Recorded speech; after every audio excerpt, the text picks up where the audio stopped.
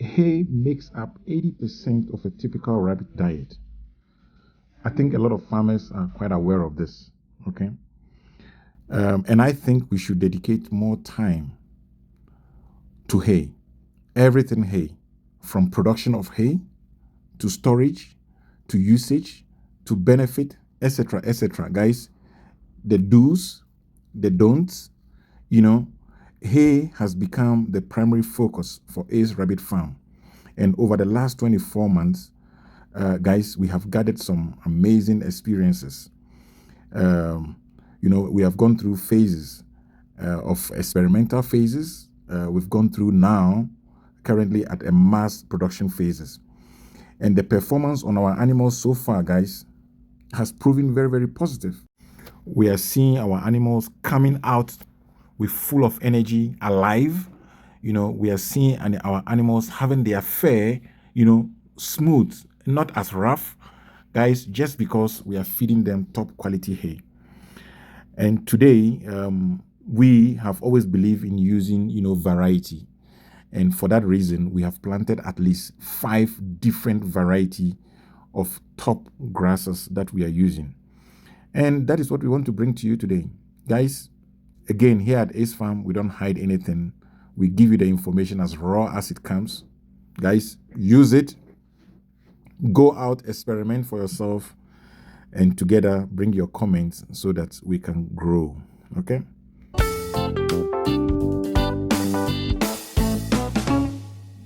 Hello, everyone. Once again, you are most welcome to yet another timeless educational content here at Ace Rabbit Farm. Guys, today we would like to share with you the raw data on top 5 hay. So to our first time viewers, please kindly subscribe and like and share this content if that appeals to you. But to our loyal, long-time supporters, guys, I salute you. Yeah, thank you for all the rich comment that comes through from you. And with that, we've been able to learn, we've been able to interact, and I believe we are growing together. So yeah, thank you. Okay. The long journey to hay has finally yielded some good results. So let us dive straight into it and explore together these top 5 hay. Guys, my approach will be very, very simple. Guys, I'll be looking at the origin. Guys, just to make matters easy, we have chosen grasses that are right here on the African continent. Can it get easier? And all of them are good for rabbits. So there's nothing coming from a cold European country or anywhere else. But right here from the African continent, you can find all these grasses here. Okay, guys? We're going to be talking about the yield per acre or per hectare. Highly, the protein content, the crude fiber content, the crude protein content. The environmental condition. Is it drought resistance? Is it wetland? The vegetative cycle. Is it a perennial? Is it a once-off? Guys, we come from very poor part of the world, and therefore we want to plant this grass once and have it forever. So we're going to be talking about digestibility, palatability. Yes, it's good, but does the animal want to eat it? And so forth and so on. Guys, so these are some of the interesting areas that we'll be reviewing on each grass. Guys, I'm going to, forgive me, but this is going to be a very important resource, and therefore it might take a little bit longer. Okay, so I'm going to spend, but if it is becoming boring, guys, I will just quickly, put a page there with all the information. You can freeze it, you can copy the page, and then you can move on. Okay, I don't want to be repeating so many things here. All right, let's jump straight into it. We have done an extensive video on teff from the Eragrostic family of grasses. Guys, check out the video from the Ace Rabbit Farms YouTube channel. The takeaway from that content is that the teff grass is equal to the Timothy hay. The Timothy hay is worldwide renowned and well known. We are saying that the teff grass is equal if not even better than the Timothy hay. Okay, guys. So, and the turf grass is right here with us in Africa, and we can start deriving the benefit out of it. So, in addition to the turf grass, guys, we are going to review 5 additional grasses that is going to bring about variety and different taste to our animals. Okay. All right. Shall we get one terminology straight? Maybe let's just define a particular terminology and resolve an outstanding issue. So before we start, let us see if we can break this terminology.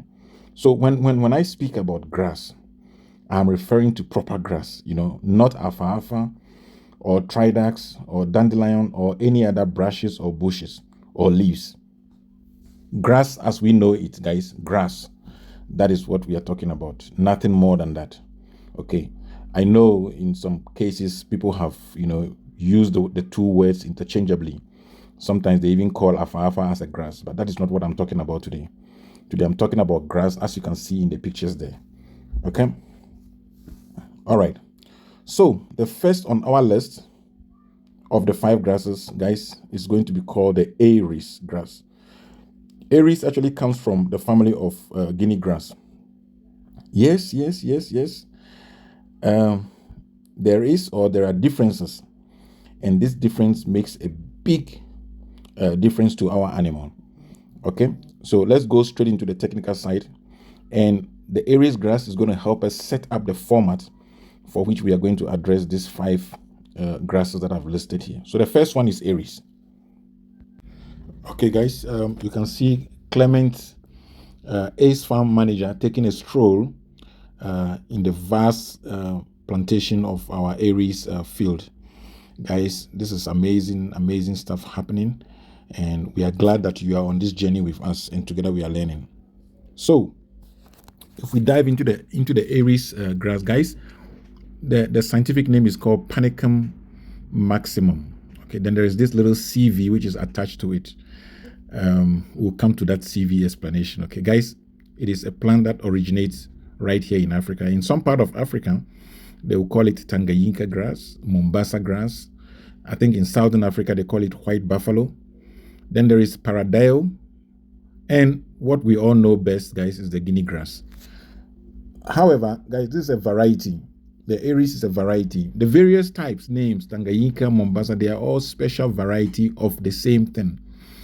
And through research, guys, they've perfected this. So the Guinea grass on its own may not be an ideal one, but guys, it has been perfected into the various components that you have here. And that, for me, it is very, very good for your rabbit, okay?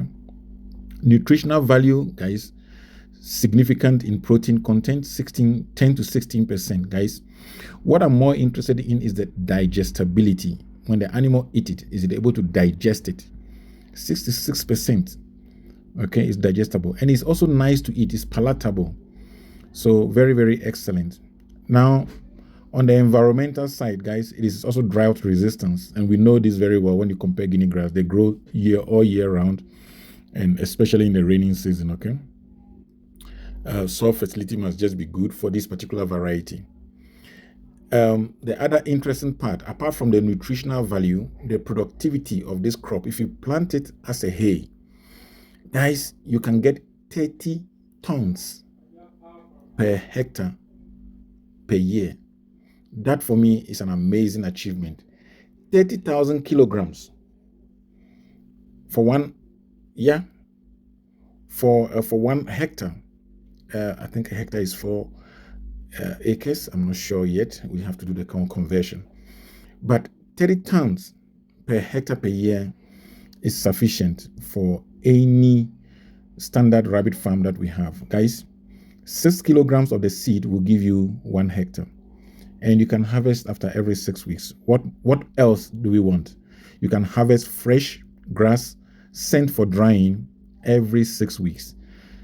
Amazing stuff. Guys, for me, Aries is on top, and I call it the rich man's hay, or perhaps the poor man's hay, because when you plant a little, you get a lot. The rich man's hay, because it just keeps making more money for you. Okay, guys, so both names works, whichever one you choose. I just want to be on the positive side. Okay. I'm going to jump straight into bracharia, guys. Bracharia is a well-known topic. Our friends, Sementia Farms, Fred from Farming in Africa has given us sufficient information on bracharia. But guys, but bracharia also fall in this range, and there are different variety. Okay, guys, the local name is called Victoria. Some people also call it MG5, MG4, and it comes from right here, Burundi. Okay, crude protein that we have at 14%, guys. Good palatability, excellent digestibility all year round. You can have bracharia grass, and for me that is beautiful. And it says that what you can get close to 16 tons per hectare per year. Guys, it depends on where you are. It depends on the amount of rain that falls. But what is also very interesting is this grass is particularly drought tolerant. So what that means is in typical African condition where we do have occasional dry spell, you'll be able to have access to this grass for a very long time. Okay, or once planted and once well established, it will always remain. By that, what that means is once the rains come, this grass will always take off. Okay, I think that for me is very, very nice to have. So remember, you plant once and you have it forever. Guys, just for the sake of time, we move on straight to Chloris guyana. Guys, again, this plant comes from Africa. Crude protein 10%, digestibility good, palatability good. All year round, you get about 10 tons per hectare. Also very, very tolerant. The last but not the least, guys, is our smart finger. It's our smart finger. They also call it Digitaria eriantha. Okay, guys, this plant is also from Africa. Crude protein is about 10% and so forth and so on, guys.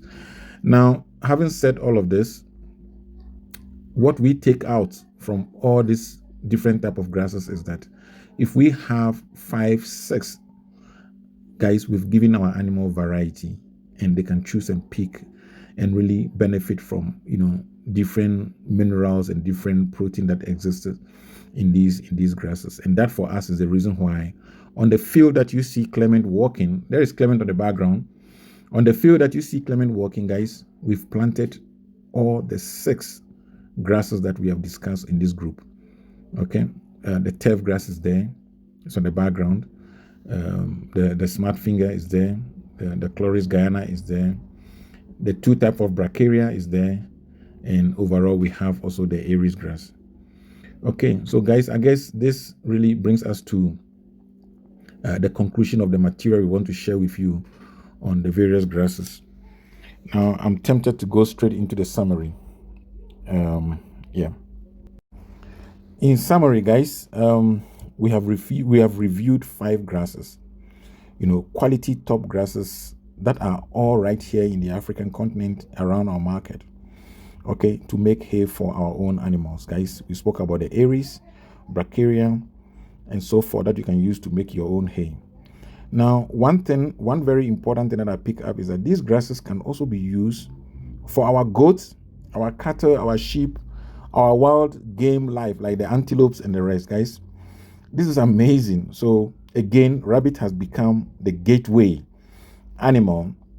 If you plant these grasses for your rabbit, guys, you can then start extending your farm to involve goats, cattle, sheep, game, and so forth. Okay. So that brings me to an end. It's been a long journey. I really appreciate your time being here with me. Guys, I need your comments to enrich this content so that we can start bringing you more.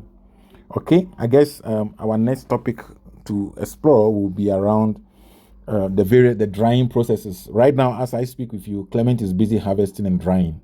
Okay, so we're going to go through the drying process. We're going to go through the breaking it down, chopping it down, chaff cutting it, and then from there we go into the pelleting process. Okay, all right, guys, until I catch you again, you know how we do it. Keep farming,